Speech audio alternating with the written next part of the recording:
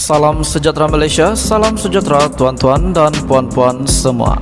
Hari ini Malaysia, rakyat Malaysia bakal digemparkan dengan berita tergempar mengejutkan panas hari ini berkaitan dengan isu-isu semasa politik di Malaysia, berkaitan dengan pendidikan, ekonomi dan segalanya ada di sini untuk semua isu-isu hangat di Malaysia. Mari kita menonton video hari ini, apa yang ada hari ini.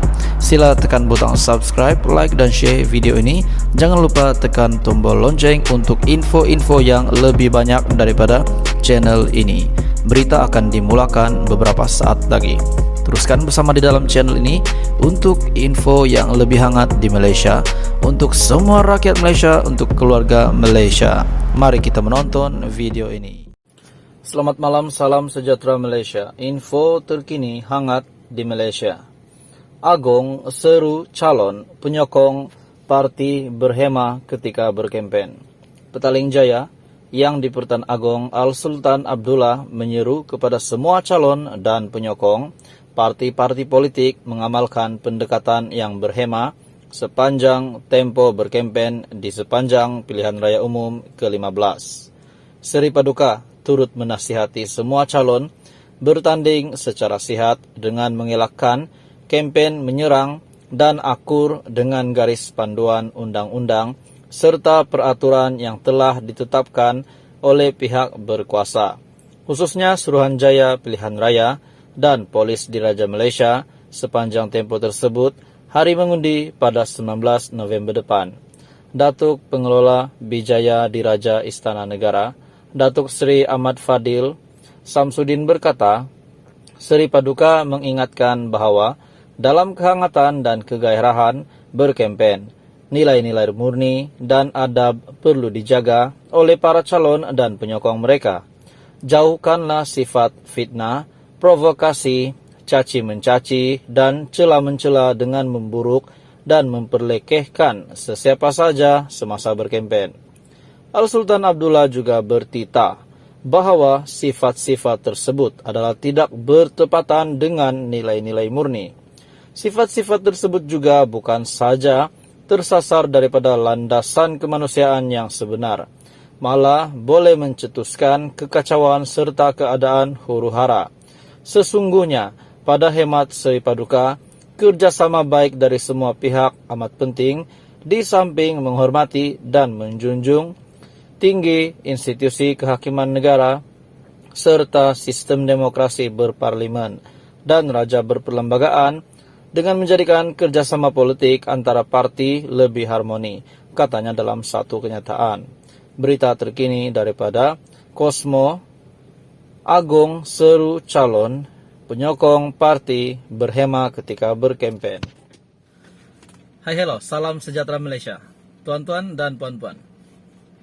Hari ini ada satu perkongsian menarik, berita tergempar untuk semua rakyat Malaysia yang ingin tahu perkembangan politik. Hari ini terdapat satu pertanyaan saya kepada Anda semua. Ada yang kata, sebelum itu untuk politik, apa pemahaman Anda tentang politik?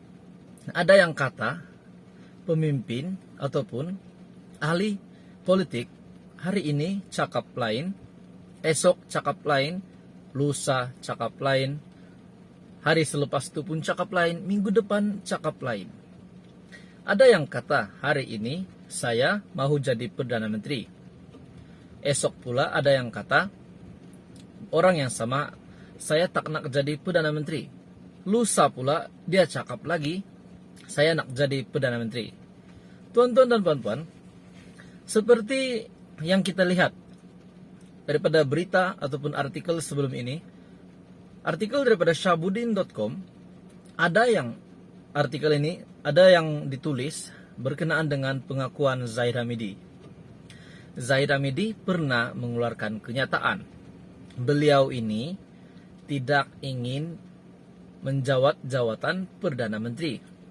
Dengan kata lain, beliau tidak mahu jadi Perdana Menteri. Dan beliau ingin calon Perdana Menteri daripada Barisan Nasional adalah Ismail Sabri. Itu pun jika Ismail Sabri menang? Adakah ada jaminan untuk Perdana Menteri sementara kita untuk meneruskan penggal baharunya sebagai Perdana Menteri lagi pada PRU 15 ini? Sebab PRU 15 semua akan mengundi semula. Dan adakah jaminan ataupun keyakinan mereka bahwa Ismail Sabri akan menang? Tapi dalam masa yang sama, jika Ismail Sabri kalah, adakah apa yang dikeluarkan ataupun dinyatakan oleh Presiden UMNO itu, Zahid Hamidi, bahwa beliau tidak ingin jadi Perdana Menteri? Adakah beliau tidak menyesal untuk mengeluarkan kata begitu? Ataupun beliau tiba-tiba bertukar lagi mahu jadi Perdana Menteri? Atau bagaimana? Adakah apa yang Zahid Hamidi cakap hari ini adalah beliau bakal tunaikan untuk tidak akan pernah mahu jadi Perdana Menteri?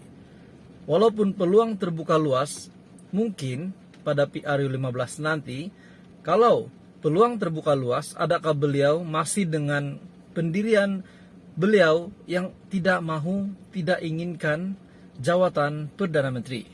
Tuan-tuan dan puan-puan, apakah Zahid hanya bercakap begitu untuk memberi peluang kepada Ismail Sabri? Dan dalam masa yang sama, apa jaminan Ismail Sabri Yaakob untuk menjadi Perdana Menteri sekali lagi? Itu adalah perkongsian hari ini.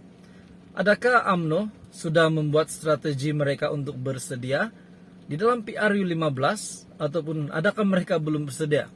Dan dalam masa yang sama, Zahid Hamidi juga ada mengeluarkan kenyataan bahwa beliau akan menukarkan calon sebanyak 70%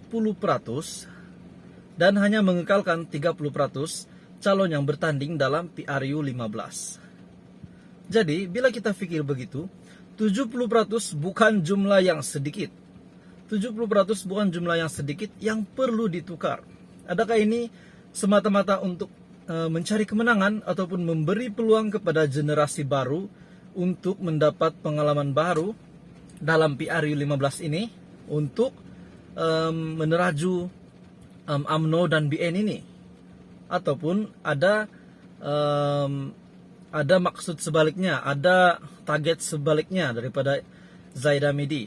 Kenapa beliau ingin menukarkan calon ini 70% ditukar dan 30% dibiarkan? Dan pertanyaannya, tuan-tuan dan puan-puan, siapa 70% ini dan siapa 30% ini? Adakah Zahid Hamidi sudah benar-benar bersedia untuk PRU 15? Atau mungkin beliau akan menempah tiket kekalahan? Dan dalam masa yang sama, kita juga tahu Anwar. Daripada artikel yang sama, hadirlah beramai-ramai ke Convention Pakatan Harapan di Ipoh. Berita bertarik 19 Oktober. Hadirlah beramai-ramai ke Convention PH di Ipoh esok. Saya menyeru semua ahli parti dalam komponen Pakatan Harapan supaya datanglah beramai-ramai ke Convention Nasional Pakatan Harapan yang akan berlangsung pada 20 hari bulan Oktober di Ipoh Convention Center Ipoh, Perak. Sebagai tuan rumah kepada convention kali ini, Pakatan Harapan Perak mengalu-alukan seluruh perwakilan dari pelosok negara yang akan tiba di Ipoh esok untuk mendengar pesanan dan amanat penting pengerusi Pakatan Harapan Nasional, yaitu Datuk Seri Anwar Ibrahim, sebagai persediaan PRU akan berlangsung tak lama lagi. Dalam pada itu, 20 hari bulan adalah tarik mesyuarat SPR di Menara SPR di Putrajaya.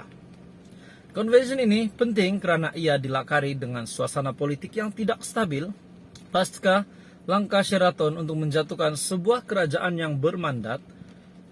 Beberapa pengumuman penting akan dibuat, antara lainnya ialah calon Pakatan Harapan untuk jawatan Perdana Menteri, pengagihan kerusi yang telah dimuktamadkan, serta lagu tema dan manifesto Pakatan Harapan untuk rakyat Malaysia.